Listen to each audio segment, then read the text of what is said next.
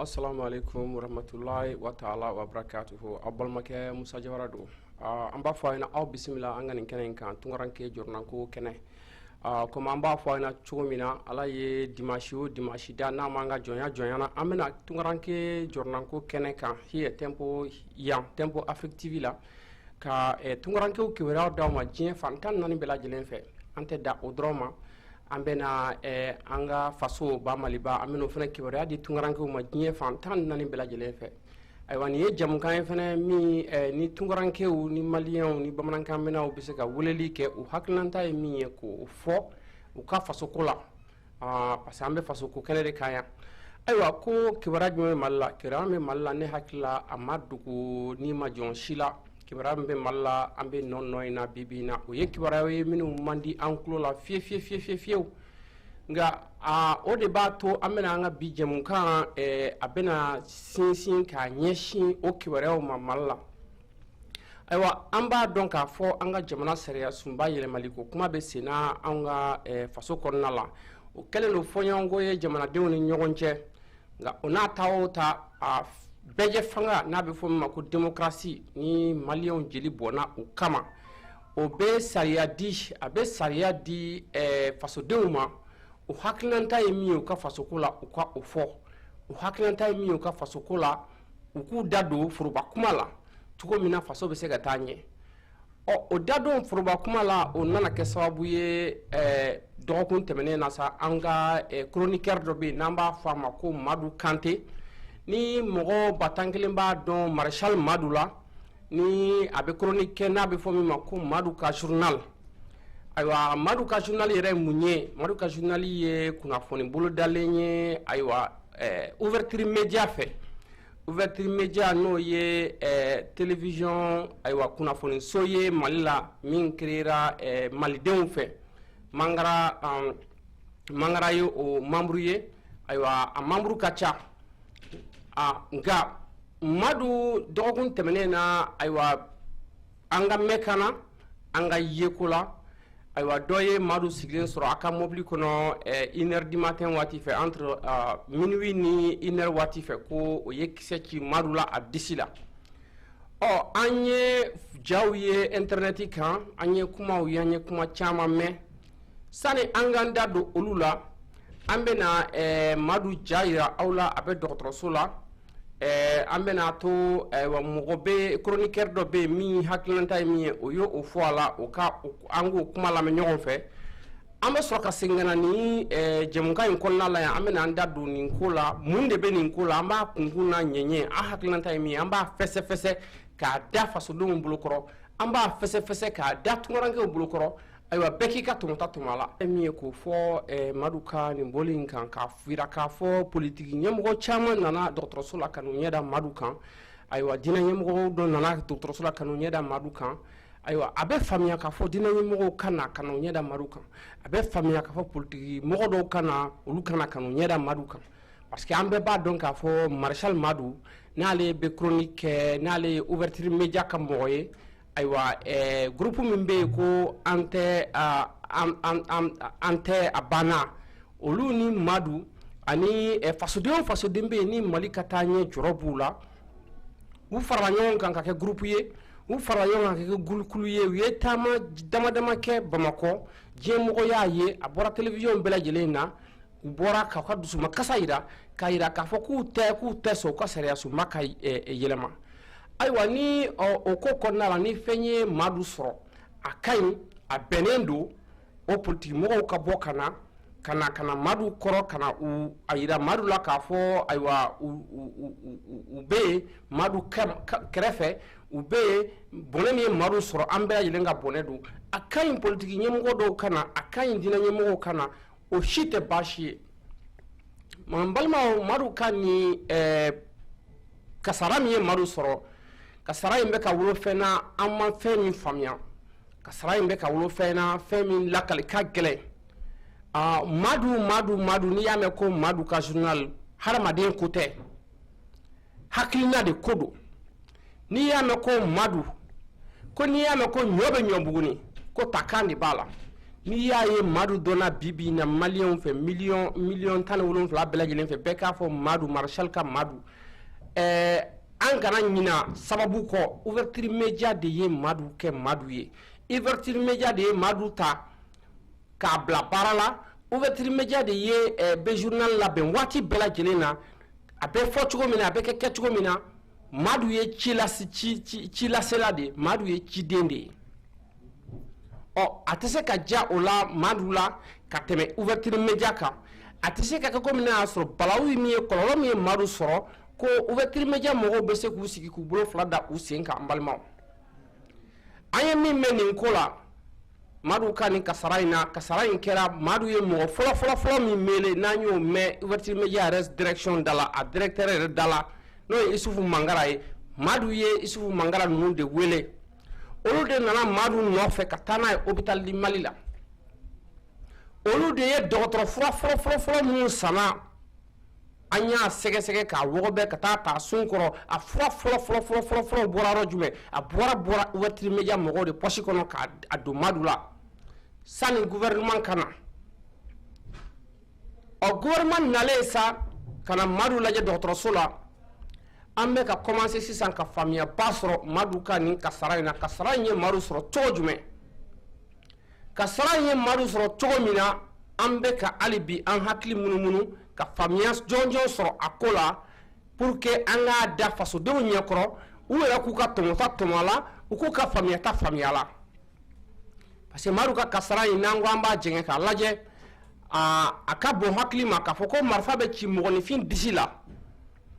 ayiwa marifa bɛ ci mɔgɔninfin disi la ko kisɛ donna i disi fɛ ayiwa o mɔgɔninfin kelen ka tila ka ye o su kelen na dɔgɔtɔrɔso la a wulilen don k'a jɔ kɔli dalen don a disi yɔrɔ dɔ la a bɛ fɔ yɔrɔ min ma ko kisɛ y'a sɔrɔ o yɔrɔ la an y'o photo ye an y'o ye dɔgɔtɔrɔso la o ma bɔ ntɛnɛn ka tarata sɔrɔ an ka tila ka o madu kelen dalen ye dɔgɔtɔrɔso kɔnɔna la ayiwa bali i y'a sɔrɔ yɔrɔ min na kɔli dalen tɛ yen dɔrɔn na wɔɔrɔ wɛrɛ bɛ yen tuguni kɔli dalen bɛ yɔrɔ wɛrɛ min na kisɛw bɔra k'a yira an na k'a fɔ ko nin de ye kisɛ ye ko kisɛ min cira madu la o kisɛw bɔra k'o yira an na tele la an y'o ye an ɲɛ na aw ɲɛ bɛ photo yɛrɛ min na madu yɛrɛ dalen bɛ a bɛ kasara in b'a sɔrɔ waati fɔlɔ min na an ye disi fan kelen de ye kɔli dalen b'o la k'a fɔ ko kisɛ y'a sɔrɔ yen an k'a yɛrɛ bɛɛ kɛ sa k'a fɔ ko dɔgɔtɔrɔw y'u ka opération kɛ ayiwa an ye kɔli dalen ye fan dɔ fɛnɛ na tuguni an balimaw nin ko kɔnɔnafili ko yɔrɔ jumɛn tunkarankew an b'a fɔ a ɲɛna bɛɛ lajɛlen k'i hakili to i yɛrɛ la bɛɛ lajɛlen k'i hakili to i yɛrɛ la kɔrɔ tɛ dɔwɛrɛ ye ayiwa an denmisɛnninw an wulilen don k'an jɔ an jɔlen don an k'an tɛ sigi bilen an ma wuli gouvernement kama an ma wuli politiki ɲɛmɔgɔ kama an ma wuli diinɛ ɲɛmɔgɔ kama an wulila de ka kɛlɛ kɛ ko yuruku ni kalabanciya ni ayiwa ka forobafɛn k'i kelen ta ye k'a bila i kelen naga kɔrɔ o min bɛ kɛla an ka jamana kɔnɔ depuis ala ye jamana in yɛrɛma hɔrɔnya d'a ma fo kana se bi ma k'o de tɛ kɛ bilen jeunesse conscience wulikun filɛ nin ye wa madu ɲɔgɔnna miliyɔn 17 bɛ bamakɔ mali kɔnɔna la bi na k'a fɔ ko ayiwa ni madu fɛn ye madu sɔrɔ an ka ala deli tɛ mɛ k'a fɔ ko ne madu tɛ yen bi ko mɔgɔ wɛrɛ tɛ sɔrɔ ko min bɛ bɔ ka jɔ ka fantanw ka hakɛ fɔ ka fantanw ka hakɛ wele ko min tɛ sira saya ɲɛ ka dɔgɔ ay o ba tankele ne be mali kono bi kuncilita ba awame fen kele mene fotu kuni sani nga kontinu ni jamuka nye alibi sira o te che dame che israna ibesa imasra ibesa okuma sakmate mo mina ijigumunte alala an teya yere irala an teya warikola an teya salunkola an be yan faso kod la an ko kan faso de kan faso te ken numruba e ka be ngoni fin kelen dama bile ko bana an ko an te so de ma nga o kele korna la ma batan kelen fene be tuguni minum be wulla be jo be kule dongo do be kuma dongo do ka fo an te so ni ma ala de be bedine ni ngani adon minum taye faso ko kele ala ko luka kele tanye minun taye yereba kun ko kelaye amba nyinu fo ka ke ala na kira jati kama o ka ke muhammadu an kisini nema bayo kama uku sembo ala uku dan krefe uka antoy anga temena nga kelaye parce que anye min famia ame ka min famia ni aramad ni ko ni maduka ni kise chikola malion te ji ni sokoto yeble ma shite ji mi nu feble aw me madu doni che jalan fo de ya reba fo mbe che fo pampram pa be shi avec les herere be fo akofe aw ye madu doni odi aw ma madu do kuma fla fo kuma saba fo kuma nani fo moye madu kani kisechi nkofe anya nyeni ka nye don ka mbolo da kiseka madu ba ke nyaw mun be no ouverture media mo oye gouvernement nana kana iseno ni kelela oluye niye kanin ke sabu esa mimba to upe jeunesse consciente fra kambo yona pour que olu sako emi ku sako soro udona madu songo mu hakli ni yonche ambola kuma mina una do madu yere na hakli ni yonche anga famia ode ango fo kada munga kada kona korokan kada madu yere dalaka kan ni jahadi temenen kofe gouvernement ye fere bela jelen ke chogomina ouverture media o mi ye madu barake nyonye u ye clé fla de ke o mase kata do madu kan kata madu laje kadaka faso de njugu buka barala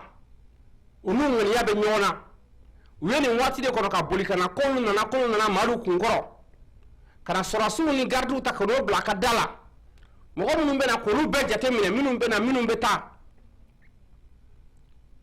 o madu yere bora wala ka déclaration ke tuun ko fe ko aywa pa aye kuma do foko aya amanyi ni mashife mashika tayoro jini amanyi ni mashife ika tayoro kari ku kana jamana wuli ku ka to da ka to ta dale kun kale ya fara bema ko mashika na fenke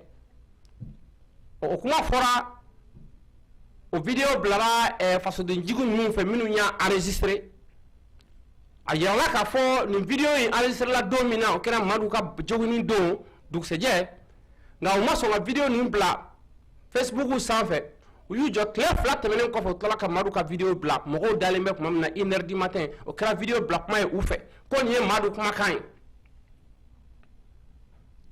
aywa faso de njugo ye bara min ki damine aywa ni mo go ya famia mo go commencer à se sankani ou yela ni nga ko ame marshal maru min do est ce que o maru de ni wa o pour que ka siga boko la sa halibi ouverture media mogo ye fere bela jelen ke uyuka chronique ko madu ba ke korlen jugo mina we madu yera wala docteur sola aka kuma mogo je mogo ka kuma kame madu ye mu fanyana akoko aywa ko ale kontado ako betale tablo min ka sisa ko ako tokelembe propagande wa be mundu ale ta do ko ale ko me docteur sola yan kube pigiru kala kube serum kala ko ale taro ye fen façon min kala la ko nga ko kelembe ko ka je abe ko nale nogara ali shiningina rebe wuli kata ale fale kele min damine anaje nyon yusuf mangara woni ouverture media mo ka be singata kale beta fantan ka hayi ko kuma fo adala kale bu fo ko herebe shi abe le ko herebe fo akofe on balba o kera kuma min sa mo commencer à se ka famia sorkola mogo ya adonga fo faso de njugu minum be no e gouvernement mogo wi amba fo ante stranka fo ministre de la communication ale y'a ɲɛmɔgɔ ye olu minnu bɛ taalen Madu kunkɔrɔ dɔgɔtɔrɔso la ka taa manipuler an y'a faamuya k'a fɔ olu b'a fɛ ka jamana denmisɛnninw tila k'an bɔ ɲɔgɔn na pour que u ka jamana sariyasuma yɛlɛmali ko min bɛ sen na u ka sen sɔrɔ pour que u ka datuguni ko min bɛ sen na n'o ye rasipati datuguni ko ye o ka sen sɔrɔ pour que cogo min na kalafili min bɛ nalen kalo san wɛrɛ n'o ye 2018 ye o fana ka sen sɔrɔ o bɛɛ ŋaniya kama ni fasoden jugu ninnu n'an b'a f'u ma dɔw ma ko gouvernement mɔgɔw ministre de la communication y'a ɲɛmɔgɔ ye olu de ka wale ninnu ye cogo min na ka jeunesse consciente fara ka bɔ ɲɔgɔn na hali bi n'an b'o waati la ni Madu ye o live kɛ u ka chronique la ko Madu ka journal ayiwa jamana kɔnɔdenw commencé ka u hakili sigi tuma min na k'a fɔ ko ayiwa ko u bɛ ka furaw de k'a la k'a ye nin fɔ ka sɔrɔ a t'a yɛrɛ ma Madu yɛrɛ kumakan n balimaw an bɛ mun ye tuguni an bɔra ka min ye o ka bon hakili ma an bɔra ka min ye o faamuya ka gɛlɛn anw fɛ tuma min na ne an b'a miirila k'a fɔ ko ayiwa an ka jamana ɲɛmɔgɔw diinɛ ɲɛmɔgɔw silamɛ ɲɛmɔgɔw olu minnu taara misiriba kɔnɔna la ka taa fɔ misiriba kɔnɔna la ala ɲiniyɔrɔ la ko jeli bɛ bɔn ko ni kɛriw ni mɔgɔw ma fara k'olu ka diinɛ ɲɛmɔgɔw dɔgɔya k'u b'u bɛlɛn su fɛ ko k'u faga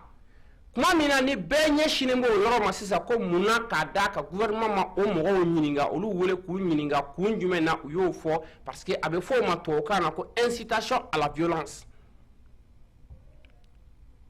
tuma min na an bɛɛ hakili bɛ ka munumunu sisan jɔn ka baara wale bɛ se ka kɛ nin ye jɔn bɛ se ka nin wale kɛ jɔn bɛ se ka a ɲini ka mali se jahadi ma jahadi b'an ka nɔrɔ an ka kɔrɔyan fan fɛ déjà kaban jɔn b'a fɛ ka na ni jahadi ye an ka capitale kɔnɔna la an b'o hakili munumunu na waati min na Madu tilara ka bɔ tuguni ka video wɛrɛ kɛ nka n balimaw Madu bɔra ka video filanan min kɛ o video filanan ayiwa hali fiyentɔ o tɛ se k'a fɔ ko o drogue de tun kɛra Madu la ou bien ko fura dɔ de tun dira a ma ou bien k'a tun t'a yɛrɛ kalama san'a ka o kumaw fɔ anw ka jateminɛ ye min bɔra min kan sisan an y'a faamuya sisan a bɛ fɔ min ma ko Marshal Madu a bɛ fɔ min ma ko Madu Kante a bɛ fɔ min ma ko Marshal 6 ou bien 7 étoiles an y'a faamuya anw ka faamuya la Tempo Afrique TV la yan Madu mana fantanw ka hakɛ ɲini na k'a d'u ma kama Madu ka wale tɛ baara tɛ ka fantanw ka hakɛ ɲini ye mɔgɔ o mɔgɔ n'e ka hali e ka wale e ka hakɛ e kumakan bɛɛ ko fantanw ka hakɛ kɛwale bɛ kɛwale la o tɛ se ka ye i la ko fitiriwale sɔn fɛn ye fini ye ko n'a farala don min na ko a bɛ ɲina i kɔ an bɛ se k'o fɔ Madu ko la n'i y'a mɛn Madu bi ko ŋunu tɛ san sɔrɔ juru kɔ n'i y'a mɛn Madu bi ouverture média don ne Madu sera ka bɔ ka sigi ka video filanan kɛ k'a fɔ video filanan kɔnɔna la k'a fɔ ko ayiwa gouvernement de bɛ k'ale protéger gouvernement de ye furaw ni fɛnw bɛɛ lajɛlen san gouvernement de sigilen b'ale kunkɔrɔ dɔgɔtɔrɔso la yen mɔgɔ wɛrɛ si ma dɔrɔmɛ kelen wo sɔgɔlen don ale Madu la n'a y'o fɔ an b'a fɔ a ma ko a traître bi a traître sini a traître sinikɛnɛ a janfanci kuma bɛɛ tun kan ka mɛn Madu da a bɛ fɔ min ma ko Marshal Madu diɲɛ kuma bɛɛ tun kan ka mɛn a da hali n'a y'a sɔrɔ ouverture média mɔgɔw tun ma dɔrɔmɛ kelen wo sɔgɔlen don Madu la a tun man ka bɔ Madu da k'a fɔ ko mɔgɔ si ma dɔrɔmɛ kelen wo sɔgɔlen don ale la ni gouvernement tɛ ko ni min ye min kɛ k'o ka fɔ k'o ka dɔn o ye o ye tiɲɛ ye ni gouvernement tun bɛ se ko la a fɔra bi tɛ ka sɔrɔ dama kari Madu ka ɲɛnamaya la ko mɔgɔw b'a nɔfɛ mɔgɔ ba tan kelen bɛ yen a fɔra ko dan bɛ ka ko mɔgɔw b'olu nɔfɛ olu taara ka taa u ka fasodenya yɛrɛ cadre kɔnɔna la ka taa yira jamana ɲɛmɔgɔw la k'a fɔ ayiwa n ka ladalu filɛ nin ye mɔgɔw bɛ n kɔ u bɛ n kɔ k'u bɛ n faga munna u ma sɔrɔdasiw ni gardiw ta ka taa olu garder sani dan ka kari olu ka ɲɛnamaya la munna u ma sɔrɔdasiw ni fɛnw di Madu ma ouverture média ma u ka Madu kɔlɔsi walasa dan kana kari a ka ɲɛnamaya la o bɛɛ ye fɛn lalagalen de ye gouvernement fɛ o bɛ boli kana tuma min na ni cogoya t'i bolo ni i bɛ n'i ma karan na ka n'u yɛrɛ kɛ e ni kisibaga ye san'a ka se o ma dun munna o min n'i la kisi fɔlɔ san'i dan ka kari ka nin na gouvernement m'o kɛ o gouvernement kelen de bɛ kurusi bobara fara la don o don hôpital di Mali la e Madu kunkɔrɔ bi bi in na e Madu ma miiri kunun ma e ma miiri i taara ka taa Maroc ka t'i sen fila kɛ gouvernement ma taa ne ye Maroc o e min miiri k'a fɔ tunkaranke ba tan kelen min bɛ e kɔ bi bi in na bɛɛ b'a fɔ Marshal Madu mɔgɔw bɛ wari ci i ma u ma deli k'i ye u t'i fa dɔn u t'i ba dɔn u t'i somɔgɔ si dɔn ka d'a kan cɛ min b'i da i bɛ k'o fɔ i bɛ ka fantanw ka hakɛ min défend e min miiri o si ma e bɛ tila ka na ka video kɛ k'i sigi k'i fa wele k'i kɔrɔmuso wele k'i dɔgɔmuso wele k'i muso wele ka bɛɛ wele ka na video la ka na fɔ video la ko maa si ma dɔrɔmɛ kelen don fura la e ye ni gouvernement tɛ maa si ma e protéger i ka so da la i ka dɔgɔtɔrɔso da la ni gouvernement tɛ ni gouvernement m'o kɛ a bɛna mun de kɛ gouvernement bila kun ye mun ye fasodenw ni kisili ko tɛ wa n'o bɔra la ɲaci wɛrɛ jumɛn bɛ gouvernement na ouverture média mɔgɔw n'i bɛ se ko la munna e ma olu gouvernement wele k'u ka n'i nɔfɛ mugu cilen i la munna i ye ouverture média mɔgɔw de wele ka na munna i ma gouvernement wele ka na an ye min faamuya Madu ka hadamadenya la Madu ta tɛ fantanw nɔfɛ kɛlɛ ye Madu tɛ yan fantanw ɲɛji cɛli kama Madu bɛ yan a yɛrɛbakun de kama an y'a mɛn ko 1,000,000 dira a ma dɔgɔtɔrɔso la yen ka tila ka furaw d'a ma ka furaw don a la wa an y'a mɛn fɛnɛ k'a fɔ gouvernement kelen mɔgɔw t'a don Madu somɔgɔw kan ka fɛn d'u ma cogo min na u bɛ se ka pression kɛ Madu kan a k'i senbɔ nin kɛlɛ in na a k'i senbɔ kɛlɛ la dɔrɔn tɛ Madu ka fara gouvernement kan sisan pour que ka se ka fasodenw tila e Madu diɲɛ mɔgɔ ye mɔgɔ min ye i ye kuma fɔ siɲɛ kelen tɛ siɲɛ fila tɛ siɲɛ saba tɛ a tɛ ban ko fo ka taa e sa don min na e bɛ fantanw ka kɛlɛ de la jaa e ta tɛ fantanw ka kɛlɛ ko ye e ta ye i yɛrɛbakun de ko ye ani i ka denbaya e ta ye o de kun ko ye sinon e Madu n'i y'a mɛn k'u y'i mugu ci la i ka mobili kɔnɔ e ye mobili sɔrɔ don jumɛn mobili nin a bɔra o jumɛn jɔn de y'a d'i ma e ma miiri o si la e y'i baarakɛɲɔgɔnw janfa ka Mali janfa ka Mali denmisɛnninw janfa ka diɲɛ janfa Madu ko ni cɛw ma bɔ cɛw tɛ dɔn ka bɔ ɲɔgɔn na cɛya kumakan tɛ kɛwale don a bɛ fɔ min ma ko hɔrɔnden o y'i kumakan ye o y'i kɛwale n'o y'i bɔ a la i yɛrɛbakun ko tɛ wa Madu an fantanw ka kɛlɛ i sɛ da ka dɔgɔ burufiyɛ la i da ka dɔgɔ a la ni e Madu tɛ yen bi ni e tɛ ouverture média la bi ouverture média mɔgɔ min y'u ka baarakɛyɔrɔ cakɛda sigi ka e Madu wele cogo min na k'i former cogo min na i ka bɔ i ka fantanw tɔgɔla kuma fɔ u bɛ se ka i ɲɔgɔnna 100,000 u bɛ se k'o former sini ma sinikɛnɛ ma o ka na olu bɛ juguya ka tɛmɛ e kan nka nin ye fɛn ye an bɛ min ɲɛsin ouverture média mɔgɔw ma nin ye fɛn ye an bɛ min ɲɛsin jeunesse conscience ma k'an ka hakili to an yɛrɛ la hali bi mɔgɔ i bɛ ko dɔ la mɔgɔ i ɲɛ bɛ ko dɔ la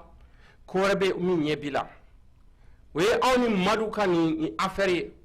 anw kɔni tɛ ko Afiriki la anw tɛna kɔn ni kɛ bilen k'a fɔ k'an k'an jɔ ko ayiwa an kana girin ka kuma k'a fɔ an k'an jɔ ko ka fɛsɛfɛsɛ ko ka ɲɛdɔn fura fosi kun tɛ Madu kan a bɛ video filanan min kɛ hali fiyentɔ n'a y'a lamɛn a b'a dɔn k'a fɔ mɔgɔ min ye nin kuma fɔ mɔgɔ min ye nin video kɛ a y'a kɛ a yɛrɛ ma pression foyi tun t'a kan a ŋaniya ye min ye a y'a ŋaniya de bɔ k'a da kɛnɛ kan wa diɲɛmɔgɔ y'a ŋaniya ye an kana maa si nɛgɛ bilen k'a fɔ ko non Madu sɔrɔsiw de b'a kunkɔrɔ Madu marifatigiw de b'a kunkɔrɔ a bɛ k'a yɛrɛ ni de kisi a donna ta a bɔra tan o bɛ fɔ mɔgɔ minnu ɲɛna o ye nusɔgɔtɔw de ye o tɛ anw jeunesse consciente mɔgɔw ye bilen Madu i place dɔnna ibe mogo tan cogo mina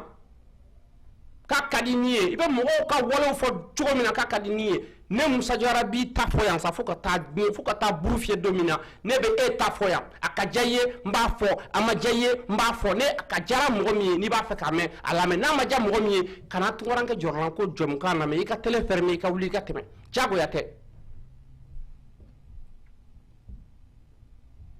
faso don ni faso joko kuma fora faso don be don ntowo la hali ni madu segna kana ouverture média la nete madu considérer ka ke foi wore traîtri janfanci ne be madu kodi nta fani nta banu ni madigi masa dogala mais madu wore ne ka corona comme fait na corona fenyi wa madu a janfanci bi a janfanci shini ne a ye jeunesse conscienti janfa a ye maldenw janfa a bora an jigi koro hala nga gouvernement ibe ka kafsa na lebi an la président de la république o shu kafsa na le madu nyana maibi parce que madala ka fo jam ndala le madu ye no yon jandara ibe ka nyana be na songa bi o janko na teson nga amba don mo nymandenw be me war nymandenw hune be madu tatena ke fasokoy madu tama ke fasokoy madu ke wala le yira na ka fo ale taknte fasokoy atakwe yira kodi tumemi no fa yo soro ay wasi sa ba boro flako ka boala be fra gouvernement ka mais on va kele be continuer faut ka ta sa dana kele be continuer nous na yu jam marfa min kira marula e u ka marfa nyo million tan wolo fla nyini ka chambela kelen ka amfa ka amba o be soro ka maliku sakoy sinon en tant que make entanta dabla bi anta dabla shini anta dabla shini ngene wa anta te gouvernement e mo khoy anta te parti koy anta e faso kodi ni président me fangala bi ale na bora fangala bi shini mo gore mi mena kasigi no ma ke akanga ke ketgo mina amba o dakle ne yiro otila an segna sa dokera san joli san bidurni ko malika yere ma hoya abul ali bi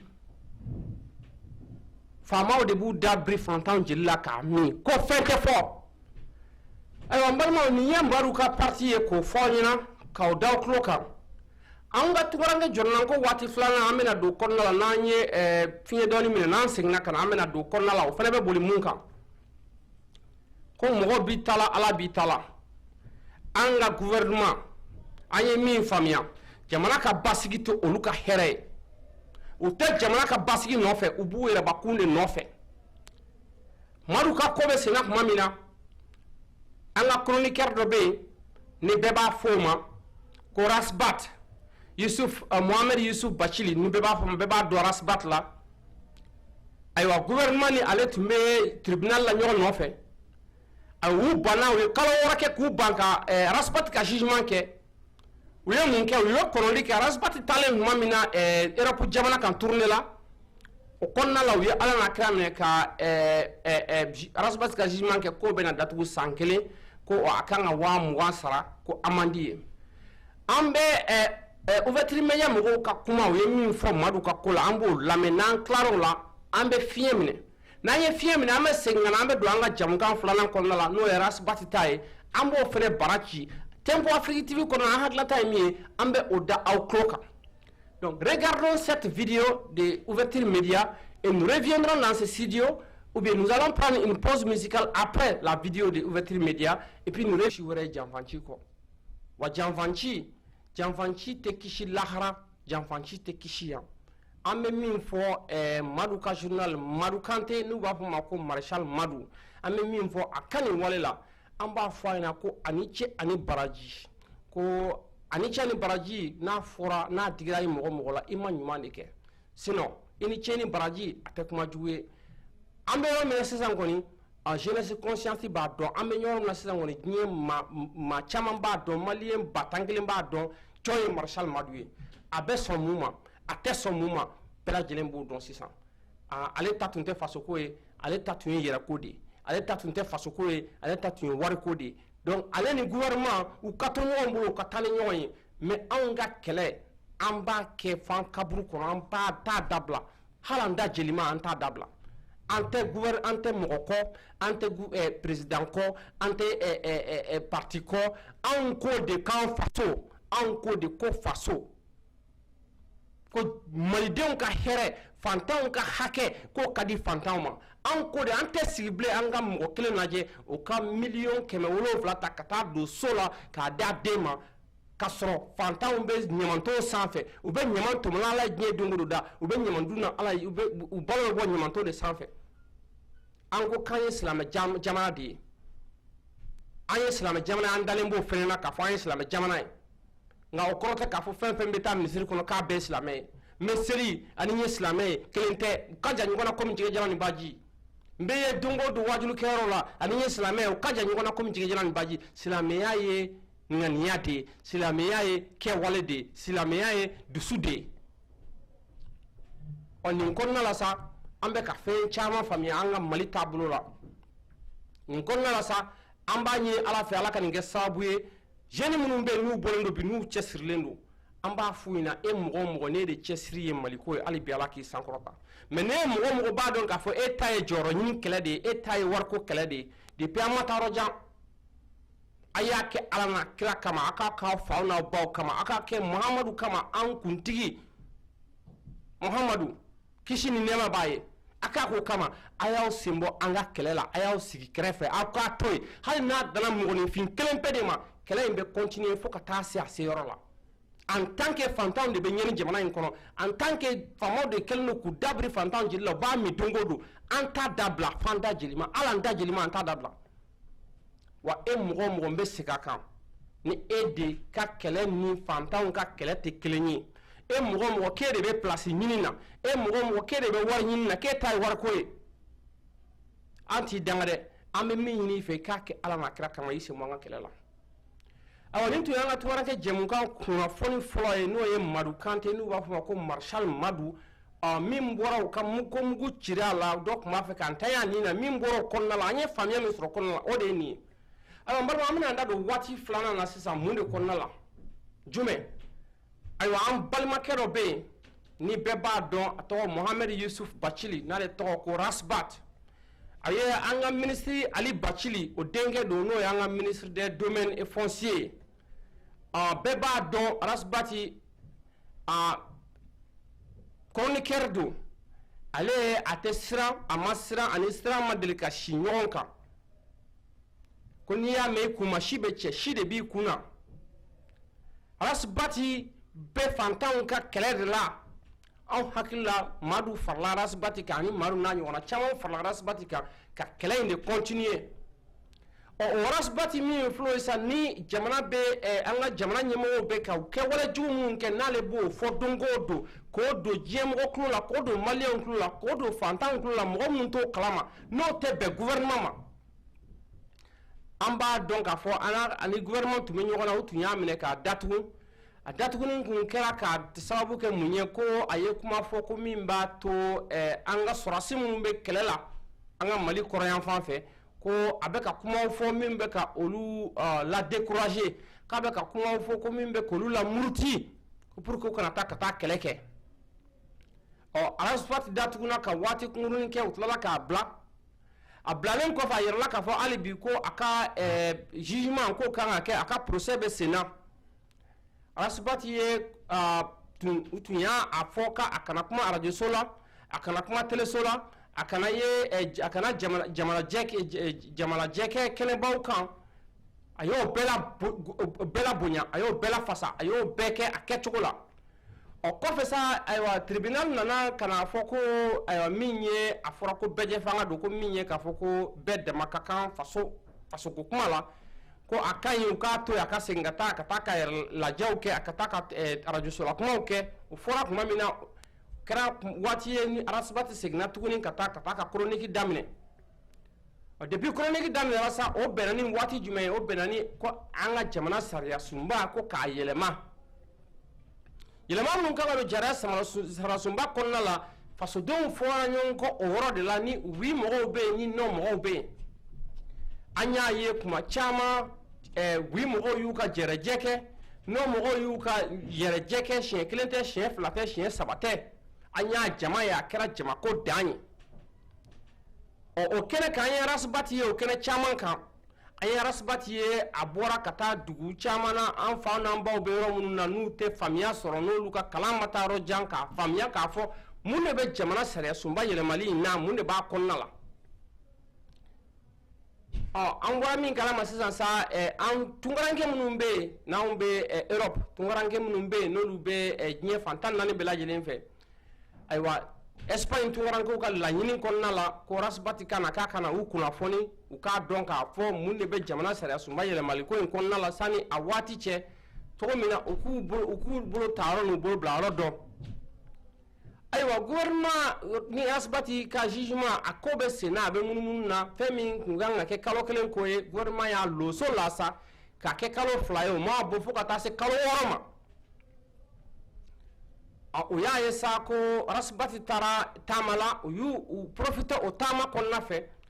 ka so rasbati te faso kono ku ba ka critique akofe o rasbati ka avocat tara o la ka ta critiquer la ka ira critiquer la ka fo bo an be min surna dona an be yan ka min surna do ate jamana kono abbe jamana ko kan sisan donc an ba nyini aw fe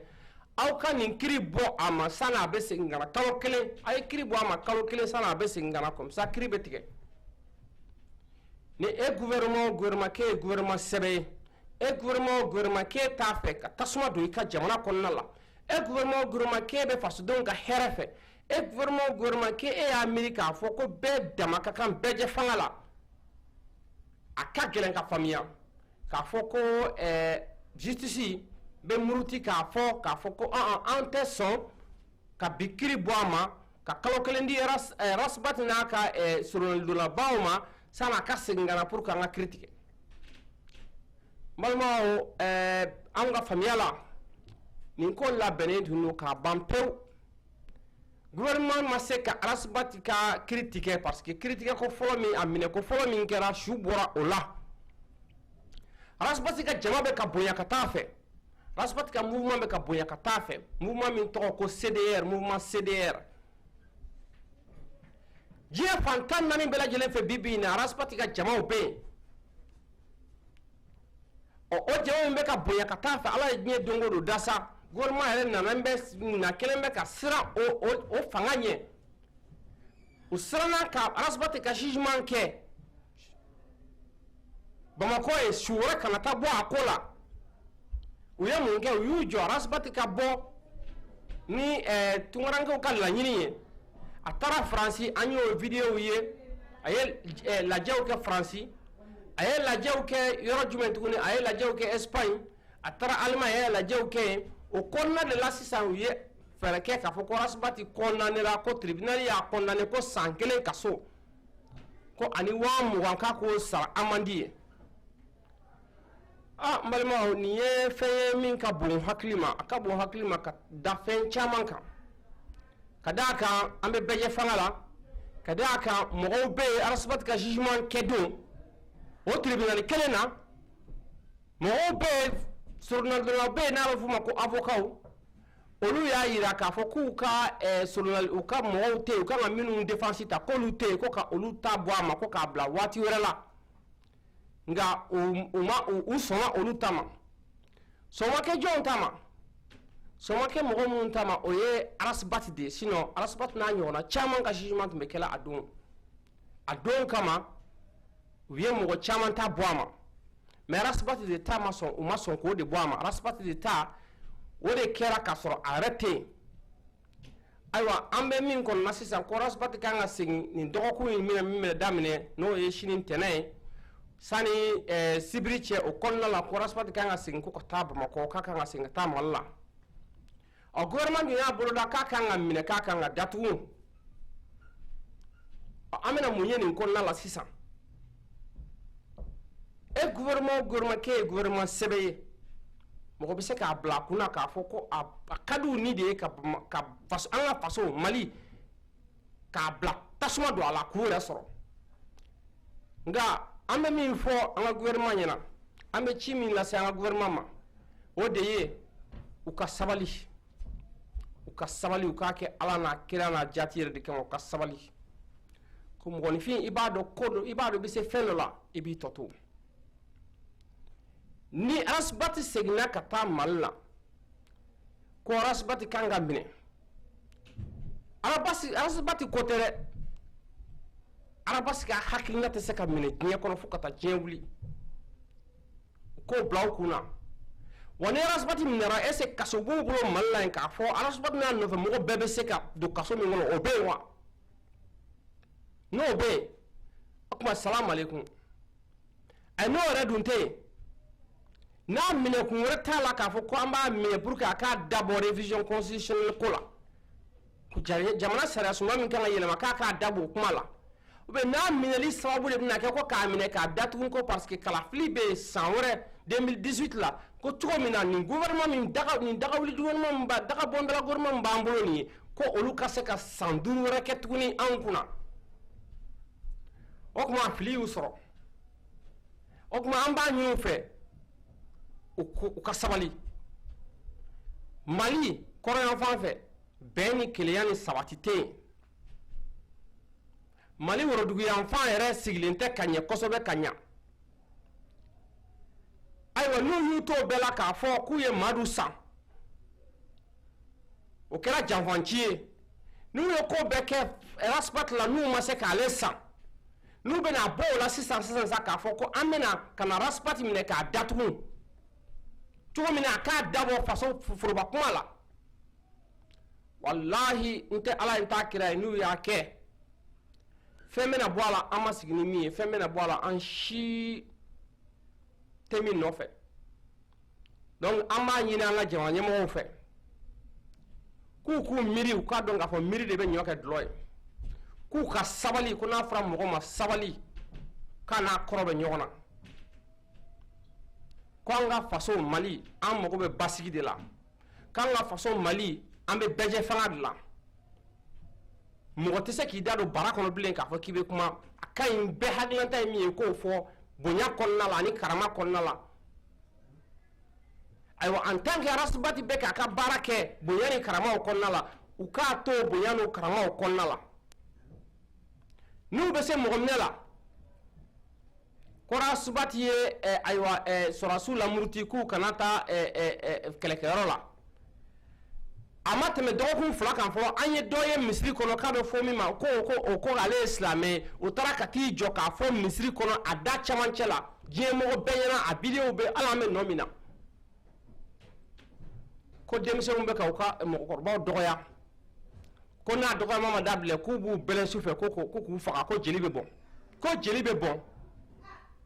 o ma bɔ ntɛnɛn na ka tarata sɔrɔ jeli ma bɔn wa jeli bɔnni min bi cɛ mɔgɔ min bɔra k'a fɔ est ce que an y'a mɛn an tulo la k'a fɔ u y'a minɛ k'a sɛgɛsɛgɛ k'a ɲɛɲini k'a ɲɛdɔn wa o m'o kɛ o kɛra ayiwa mun de b'a yira sisan k'a fɔ rasibati k'o kumara k'o ye fɛn fɔ aw yɛrɛ ka jateminɛ kɔnɔna la ko o kuma k'o b'a yira k'a fɔ ko jamana tɛ se ka taa ɲɛ ou bien k'o ye sababu ye ko min b'a to sɔrɔdasiw k'u ka ban ka taa kɛlɛkɛyɔrɔ la olu bɛ ɲɔgɔn ye sira la o bɛ se ka kɛ arasibati la mais a tɛ se ka kɛ mɔgɔ la min bɛ taa misiri kɔnɔ ka t'i jɔ k'a fɔ an bɛ jeli bɔn n'an ma fara an ka mɔgɔkɔrɔbaw dɔgɔyali ma an bɛ jeli bɔn ni tiɲɛ fɔli de ye mɔgɔkɔrɔba dɔgɔya ye an b'a fɔ bi an b'a fɔ sini an b'a fɔ sinikɛnɛ an b'a fɔ piya foyi tɛ bɔ a la hɛrɛ bɛ si a bɛ tile hɛrɛ wɛrɛ bɛ fɔ a kɔfɛ an b'a fɔ ko mɔgɔ ka mɔgɔkɔrɔba fa neni an b'a fɔ ko mɔgɔkɔrɔba ba neni an b'a fɔ ko mɔgɔ ka mɔgɔkɔrɔba neni o tɛ Mali tabiya ye o tɛ Mali danbe ye mais min de ye tiɲɛ ye ko ka tiɲɛ fɔ an bɛ tiɲɛ fɔ fosi tɛ bɔ a la n'o de ye neni kɔni ye an b'a fɔ bi an b'a fɔ sini an b'a fɔ sinikɛnɛ hɛrɛ bɛ si a bɛ tile hɛrɛ wɛrɛ bɛ fɔ a kɔfɛ an b'a fɔ hali n'a ni bɛ to a da fɛ walahi bilahi ma mɔgɔ wɛrɛ fɔ ne Musa Jawara hali ni bɛ to a da fɛ n b'a fɔ ni min t'a fɛ a ka f'i ma k'i zon ou bien k'i zonden a dabila ni min t'a fɛ a ka f'i ma ko sɔnikɛla a dabila min t'a fɛ a ka f'i ma ko i kalabanci k'i jatɔ a dabila sinon n'an y'a ye k'e ye jama ɲɛmɔgɔ ye n'an y'a ye ko diɲɛ bɛɛ bɛ misali ta e kan k'o ye ka bɔ ale ye an b'a fɔ piyan ne te ɲɛ dogo n da tɛ dogo n fan si tɛ dogo n b'a fɔ ne min y'a miiri k'a fɔ k'a dɔgɔyara ne y'o ja cogo min na k'o kɛ ten o ni dɔgɔyama ka jan ɲɔgɔn na an bɛna min kɛ sa an bɛna Arasibati yɛrɛ a ye kuma min fɔ comment dirais-je san'a ka segin ka taa Mali la an bɛna o video jouer k'o yira o la n'an tilara o la an b'an ka bi jamukan bila yan nka an bɛ min fɔ ka da nin kan k'a ɲɛ an ka jamana ɲɛmɔgɔw la ko jama de y'u sigi u m'u yɛrɛ sigi anw de y'u sigi maliyɛnw de y'u sigi n'a ma ɲɛ ko maliyɛnw y'u sigi u k'a dɔn k'a fɔ mun de ye an ka hɛrɛ bɛ jumɛn na an ka bɔnɛ bɛ jumɛn la u k'o dɔn k'u bɔ ɲɔgɔn na n'u tɛ se k'a dɔn k'a fɔ mun de bɛ na ni basigi ye Mali la mun de bɛ na ni jahadi ye Mali la n'u t'o dɔn ka bɔ ɲɔgɔn na o kuma anw de filila olu nɔ tɛ anw de nɔ don parce que an de y'u ta k'u sigi u m'u yɛrɛ sigi yen n ko anw de y'u sigi yen n'an ko u m'an jigi waro an ye nkalon tigɛ u y'an jigi waro bi u y'an jigi waro sini u y'an jigi waro sinikɛnɛ wa dɔwɛrɛ ma fɔ o ɲɛna ni min tɛ se k'a ka baara kɛ o ka taa ka bɔ yen an bɛ mɔgɔ wɛrɛ ɲini min bɛ se k'a kɛ k'o sigi an place la a fɔra a banna o tɛ kɛlɛ ye o tɛ nɛni ye o tɛ wɔyɔ ye o tɛ foyi foyi ye n'i tɛ se k'i ka baara kɛ taa ka bɔ yen c'est tout o dɔrɔn de fɔra n'i tɛ se taa i ɲɔgɔnna wɛrɛ bɛ na o b'a kɛ ka ɲɛ ka tɛmɛ e kan n'o yɛrɛ fana tɛ se o bɛ taa wa IBK ko tɛ RPM ko tɛ politique mɔgɔ ko tɛ Mali ko de don hali ni IBK taara sini hali ni RPM bɔra planète yɛrɛ kan pewu mɔgɔ wɛrɛ min bɛ na président IBK kɔfɛ RPM kɔfɛ parti o parti n'i bɛ na n'i de nana k'i bɛna kalabu kɛ kalabanciya kɛ ka fasodenw ka nafolo ta k'a buruja fantanw bɛ dumuni na ɲaman sanfɛ don o don ko an t'o kuma fɔ an b'a fɔ bi an b'a fɔ sini an b'a fɔ sinikɛnɛ an tɛ segin a fɔli la f'an su f'an kaburu kɔnɔ an b'a fɔ hɛrɛ bɛ si a bɛ tilen n'o fɔli ma ne mɔgɔ min y'i sen bɔ politiki la to i ka so Mali mana maa si ba ka kɔɲɔ na Mali mana maa si faga furunafolo la Mali y'an bɛɛ de jɛn an bɛɛ de jɛn don wa an t'an sigi fɛnɛ k'a fɔ ko min kɛra san 20 san 30 san 50 ka tɛmɛ k'o kelen bɛ kɛ k'an m'an sigi k'o lajɛ an tɛ sɔn c'est tout an ma dɔwɛrɛ fɔ an y'o de fɔ an tɛ sɔn ne mɔgɔ min tɛ se